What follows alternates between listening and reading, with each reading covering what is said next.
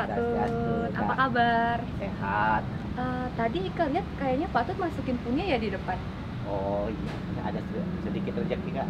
Ya, setokara. Pak, apa sih manfaat punya itu dan pengertian-pengertian punyanya itu apa sih sehingga Bapak tertarik untuk berdana punya setiap Bapak habis sembahyang? Oh gitu.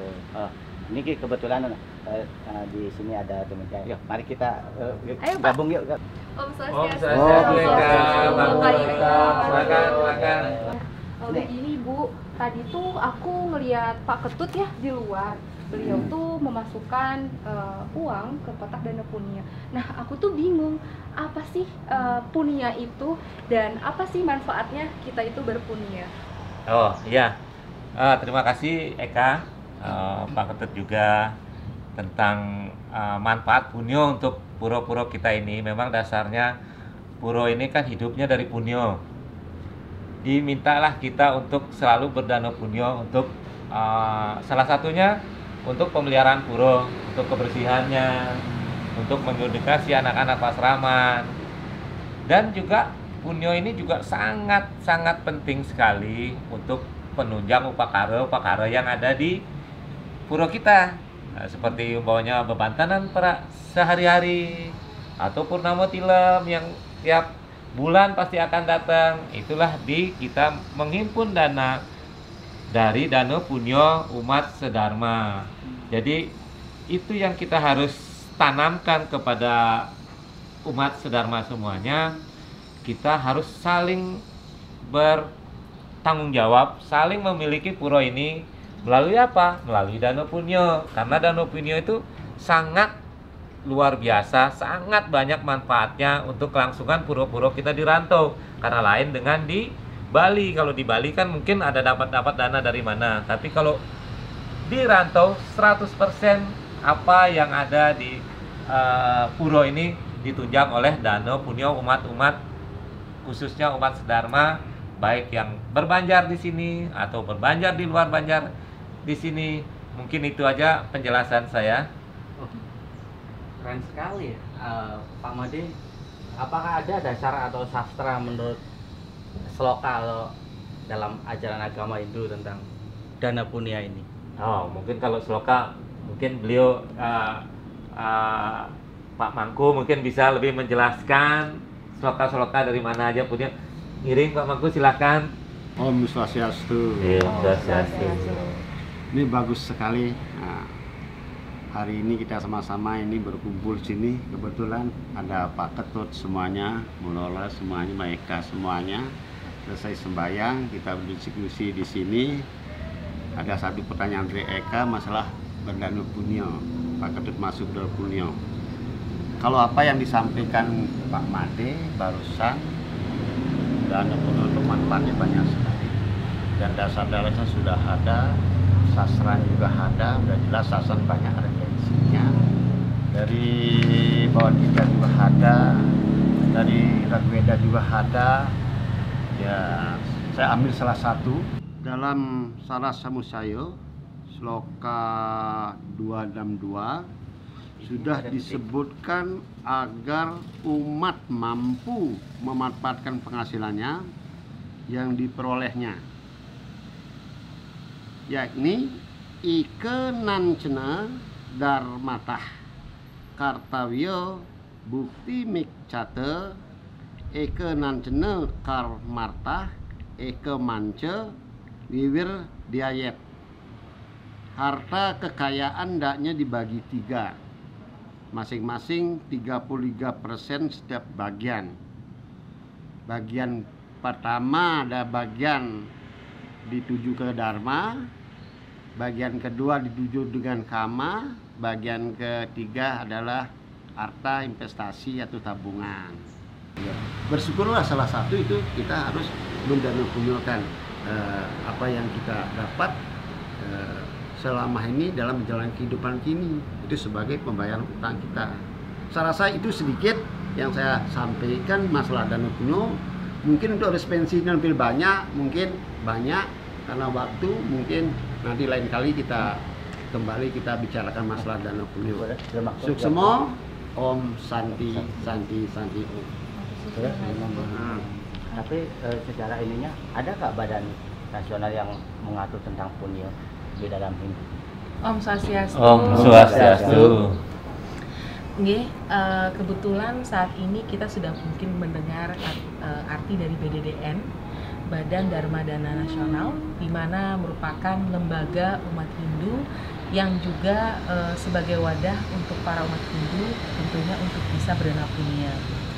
Nah, menurut agama Hindu sendiri memang kita disarankan untuk menyisihkan sekitar 5% dari pendapatan kita untuk dipunyakan. Namun yang dapat disetorkan kepada BDDN itu sekitar 2,5% dan hukumnya wajib.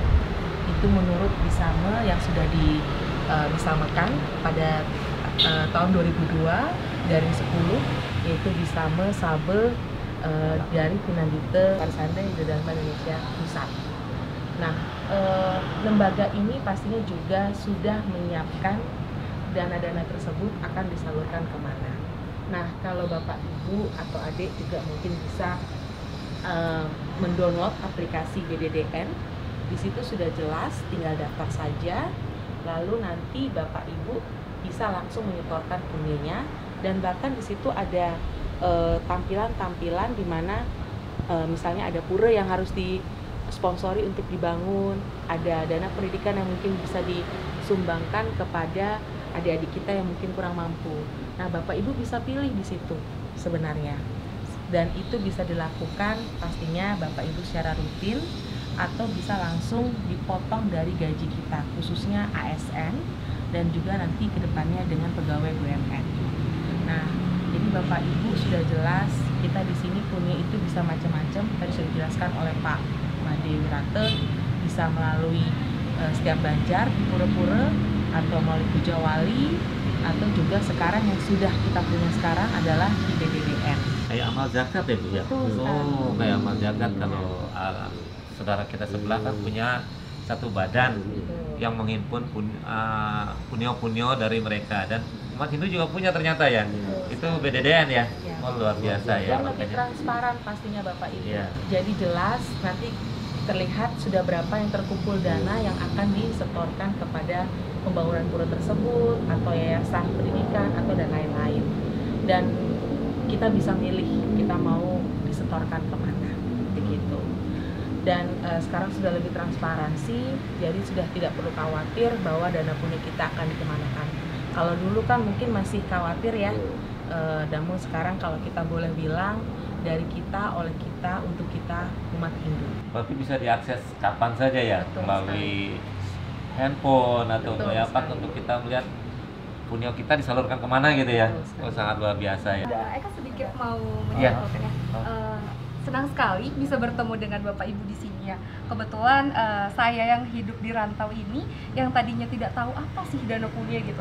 Apakah hanya sekadar memasukkan ke kotak lalu siapa yang mengelolanya? Dan sekarang saya lebih terbuka gitu Bu, dengan Ibu menjelaskan adanya BDDN, dan juga tadi Pak Made sudah menjelaskan kepada kita semua bagaimana manfaat dari dana punya itu sendiri, dan juga ada Jero Mangku yang menjelaskan dasar untuk berdana punya. Jadi di sini saya sebagai generasi muda jadi lebih terbuka gitu Bapak Ibu. Suatu karma yang baik bisa bertemu Bapak Ibu semua, yang membuat pikiran saya menjadi lebih terbuka dan merasa bangga menjadi seorang Hindu gitu. Generasi Hindu sekarang itu sudah keren ya Bu. Ya, itu memang yang diharapkan itu, Eka. Jadi itu kan satu badan resmi yang dikelola oleh PHDI, Parasada Hindu Dharma Indonesia kan. Jadi itu sangat resmi dinaungi oleh badan keumatan kita yang mengatur umat ini semuanya. Beliaulah yang akan mengelola punyo-punyo kita. Jadi tidak liar kalau maunya kita berpunyo yang tidak arahnya tidak jelas gitu ya. Kan belum tentu juga punyo itu akan tepat sasaran. Ya. Tidak Dan cuma badannya. pastinya juga dengan dibantunya sekarang BDDN sudah mengikuti zaman ya, dengan mempunyai aplikasi BDDN melalui download di Play Store Android gitu ya. Pastinya juga akan memudahkan setiap umat Hindu di seluruh Indonesia bahkan di seluruh dunia gitu ya, hanya dengan mendownload lalu bisa menyalurkan dana punianya dengan mudah dan juga bisa mengetahui jejak rekamnya kemana saja setoran kita itu akan diberikan gitu. Jadi apalagi sekarang anak muda sekarang kan memang lebih digital ya, jadi Iya, harusnya itu jadi sangat gampang diakses ya. iya betul, sudah lebih user friendly dan juga gampang diakses. Apalagi begini Bu Ola, sekarang kan banyak generasi muda ya yang cashless gitu, yang tidak punya uang Iya, cash betul, gitu, betul. jadi memudahkan kami gitu Bu Ola. Iya, iya. Dan nggak perlu tahu juga berapa yang kamu sumbangkan. Iya, benar.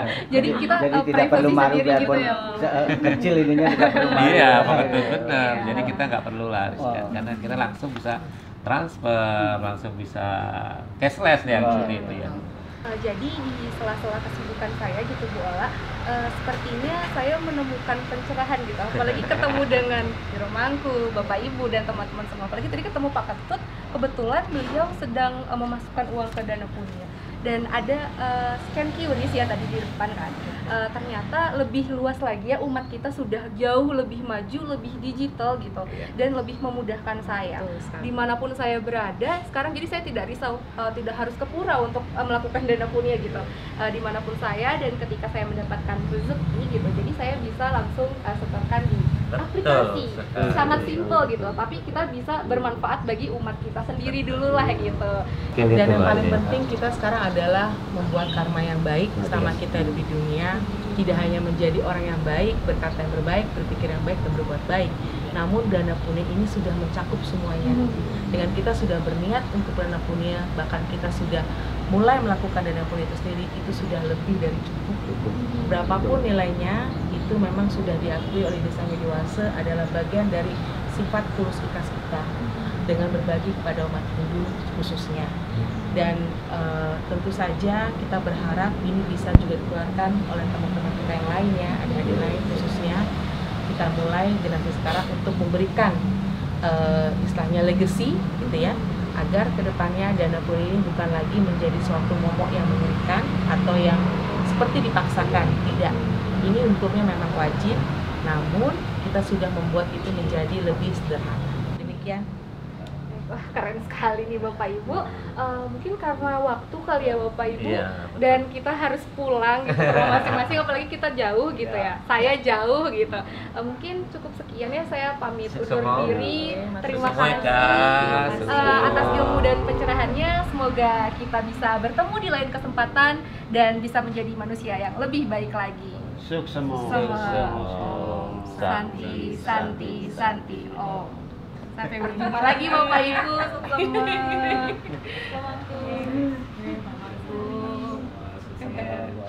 Luar biasa.